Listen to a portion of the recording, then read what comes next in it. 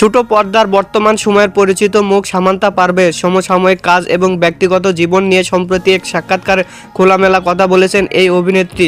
সেখানে নিজের ব্যক্তিত্ব নানা দিক তুলে ধরার পাশাপাশি সহকর্মী শামীম হাসান সরকার ও নিজের ভবিষ্যৎ পরিকল্পনা নিয়ে অকপট স্বীকারোক্তি দিয়েছেন তিনি। সাক্ষাৎকারের শুরুতে নিজের সততা নিয়ে সামান্তা বলেন, আমি মিথ্যা কথা বলি না। আমাকে যারা ব্যক্তিগতভাবে চেনেন তারা জানেন যে আমি মিথ্যা কথা খুবই কম বলি। একদম জীবন মরণের প্রশ্ন না হলে হয়তো বা মিথ্যা কথা বলি না।